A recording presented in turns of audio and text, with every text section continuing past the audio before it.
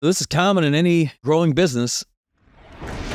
People always want to ask if you've got a minute. You got a minute? Got a minute? And you got a minute. Those minutes add up. Sometimes it's just, oh, this will just take 2 minutes. And this will just take 5 minutes. But before you know it, it's 6, 7 p.m. and you haven't done shit. So do you have a minute for this answer that I'm about to give you? At the end of the day with this stuff, we have to realize that we as leaders, we can either empower our team or we can enable our team.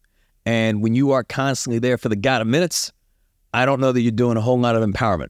Now, somebody may listen to this, someone from your team, and start to pout and say, well, how am I supposed to get my job done if they can't answer my questions? Well, there's this website on the internet that they might be familiar with called Google. They can ask anything. You can ask ChatGPT. You can ask all sorts of questions. Google and ChatGPT always have a minute. But in all sincerity, here's the reality. Yes, you want to be available to your team and you want to be accessible. At the same time, someone's got to run the organization and lead the business, and you've got to be able to work on the business.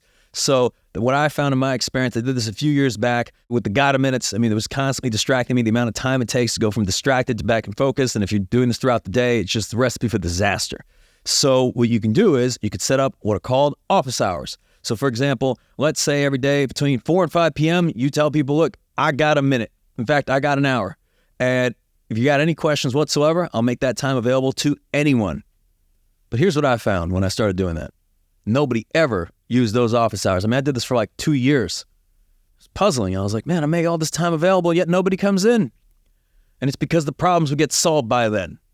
So that gotta minute that happened at 8:30 in the morning would be solved. They'd figure it out because otherwise they'd have to wait till 4 or 5 p.m. to get that answer. Do you see what I mean in terms of empowerment or enablement? So I think making sure that you have dedicated time available, someone might take advantage of it, which is in a good way, but at the same time, you don't make yourself accessible 24/7, 365, because you're not their assistant, and you're not Google, and you're not ChatGPT for them. And then you can get to the root of like, why are they asking all these questions? They don't know how to do their job. Is it a function of training and development? Do we onboard them properly, et cetera? Maybe, I don't know. Could be, maybe. But the most important thing is you have to set boundaries. You got to set some boundaries of when you are available and when you are accessible. You could still be available and you could be accessible, but that doesn't mean you are available 365 days a year. It could be your daughter's wedding. What if they hit you up and they say, hey man, you got a minute? No, I do not. I'm at my daughter's wedding. How's that different? I mean, look, it's the same thing in your business. So I've seen leaders hide. I've seen them actually hide so that someone won't even ask them those questions. Like they can literally hide in their office, right? They close the door, they turn down the blinds, they make it seem like they're not even there.